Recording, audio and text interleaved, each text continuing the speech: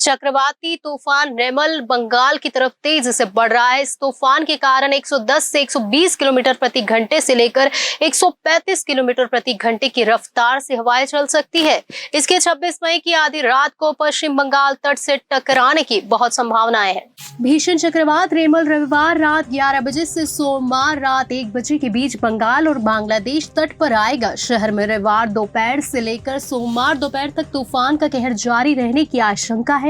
तूफान की गति 70 और 80 किलोमीटर प्रति घंटा और हवा की गति 90 किलोमीटर प्रति घंटा तक रहने का अनुमान है। साथ ही 200 मिलीमीटर तक भारी बारिश होने के अनुमान भी है। शनिवार को शाम 5:30 बजे के आसपास ये सिस्टम बंगाल की खाड़ी के उत्तर और उससे सटे पूर्वी मध्य भाग में चक्रवाती तूफान में तब्दील हो गया। यह बांग्लादेश के खेपुपारा से 360 किलोमीटर दक्षिण पूर्व और कैनिंग से 390 किलोमीटर दक्षिण पूर्व में है। अनुमान है कि ये आधी रात के आसपास बंगाल के खेपुपारा और सागर द्वीप के बीच पहुंचेगा।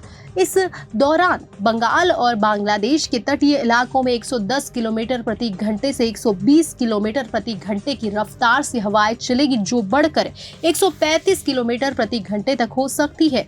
वहीं चक्रवाती तूफान से निपटने के लिए तैयारियां कर ली गई है। इस दौरान विमानों का संचालन भी क्षेत्रीय मौसम विज्ञान केंद्र यानी RMC के मौसम प्रमुख HR बिस्वा ने कहा। कोलकाता में रविवार से सोमवार दोपहर के बीच 24 घंटे की अवधि में चक्रवात का सबसे अधिक प्रभाव देखने को मिल सकता है।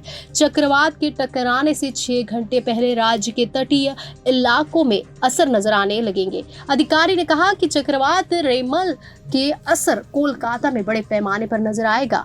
इसका असर शहर के 100 किलोमीटर के दायरे में हो सकता है। रविवार दोपहर से दृश्यता 50 मीटर से 200 मीटर तक गिरने की संभावना है। मौसम विभाग के अधिकारियों ने कोलकाता और पड़ोसी दक्षिण बंगाल जिलों में बिजली और संचार संपर्क होने के बुनियादी ढांचे को नुकसान पहुंचने के जोखिम के बारे में चेतावनी तो दे दी है। हालांकि चक्रवात रेमल अफगान से थोड़ा कमजोर है, जो एक सुपर चक्रवात था। रेमल को गंभीर चक्रवाती तूफान की श्रेणी में रखा गया है। ये कोलकाता, उत्तर और दक्षिण 24 परगना और पूर्वी मिदनापुर को काफी प्रभावित कर सकता है। मौसम विज्ञानियों ने कहा चक्रवात की वर्षा की तीव्रता पिछले प्रमुख चक्रवातों के बराबर है, लेकिन हवा की गति काफी कम होने की संभावना है।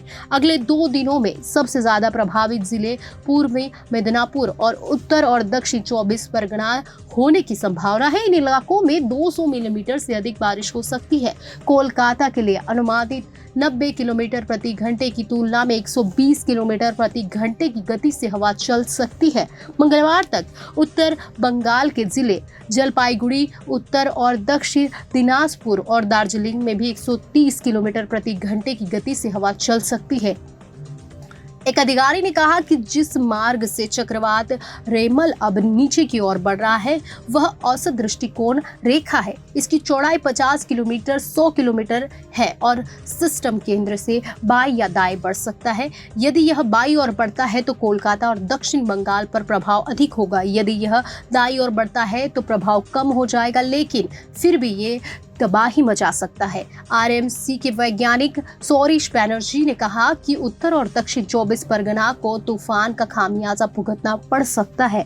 NDRF ने 12 टीमों को तैनात किया, वही 5 अतिरिक्त टीमों को स्टैंड बाय पर रखा है। जहाजों और विमानों के साथ सेना, नौसेना और तटरक्षक बल की बचाव और राहत टीमों को तैयार रखा गया है। शिपिंग महानिदेशक ने कोलकाता और पारादीप के बंदरगाहों पर नियमित अलर्ट के साथ एडवाइजरी जारी की है। बिजली बहाली के लिए आपातकालीन टीमों को तैयार किया गया है। मछुआरों के लिए एडवाइजरी जारी करके समंदर से दूर रहने को कहा गया है। बंगाल में रविवार दोपहर से 21 घंटे के लिए उड़ानों का परिचालन निलंबित करने का फैसला किया गया है। नेताजी सुभाष चंद्र बोस अंतर्राष्ट्रीय यानी NACBI हवाई अड्डे के निदेशक C पट्टाभी ने कहा है कि कोलकाता सहित पश्चिम बंगाल के तटीय क्षेत्रों में चक्रवात रेमल के प्रभाव को देखते हुए स्टेक होल्डर्स की बैठक हुई। कोलकाता में तेज हवाओं और भारी से बहुत भारी बारिश की आशंका के कारण 26 मई को दोपहर 12 बजे से 27 मई को सुबह 9 बजे तक उड़ानों के परिचालन बंद रहेगा।